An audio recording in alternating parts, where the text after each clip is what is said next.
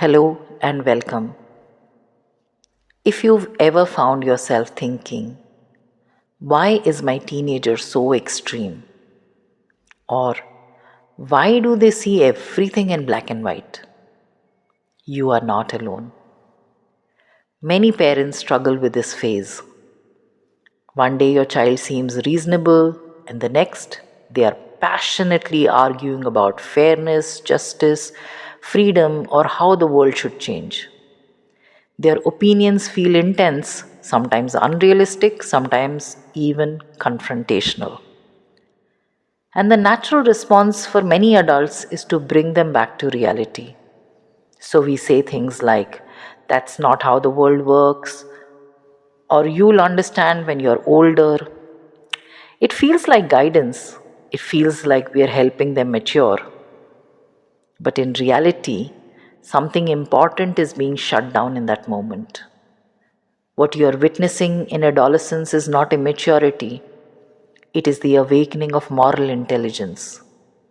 For the first time, young people are not just accepting the world as it is, they are questioning it, they are feeling its contradictions, they are becoming aware of injustice, inequality, and inconsistency, and they are trying to make sense of it. This intensity can be uncomfortable, especially when it challenges our own views or exposes complexities we have learned to live with.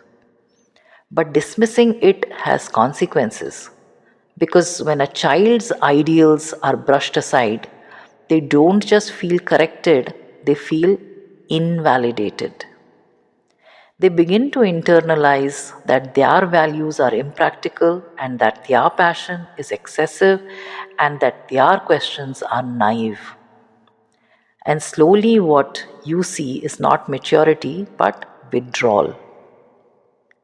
The intensity reduces, the conversations become shallow, the questioning stops. And what often replaces it is not wisdom but quiet disengagement, or in some cases, rebellion. As a parent, your role here is not to agree with everything your adolescent says.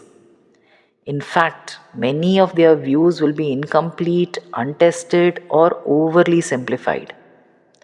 But the goal is not to correct the surface, it is to understand the impulse beneath it. So instead of asking, is this right or wrong, ask, what is my child trying to stand for? What sense of justice is emerging?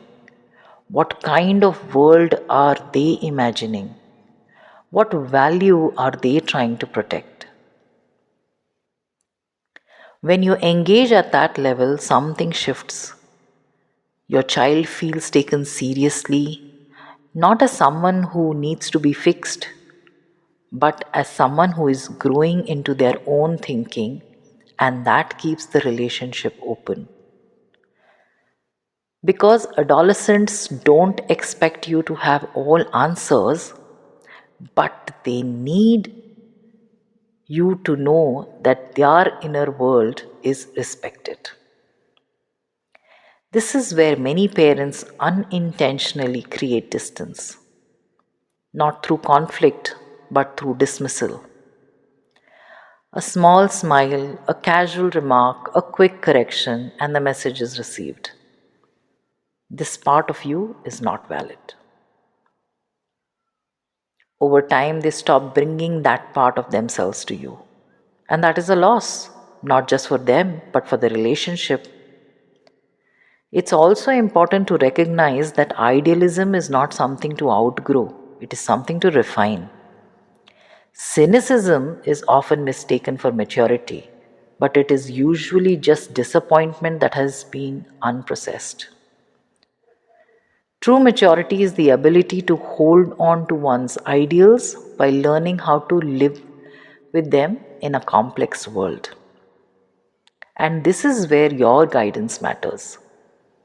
You don't extinguish their ideals, you help them ground them. You show them through your own life how values are lived in practical ways. Not perfectly, not dramatically, but consistently. You help them see that change is possible, but it requires patience, responsibility, and thoughtful action. And most importantly, you stay in conversation. So the next time your adolescent speaks with intensity about fairness, truth, or how things should be, pause before you respond. Try and listen beyond the words, because in that moment, you are not dealing with defiance or immaturity. You are witnessing the formation of conscience.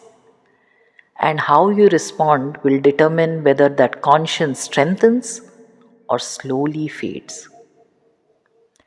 Thank you for being here and listening.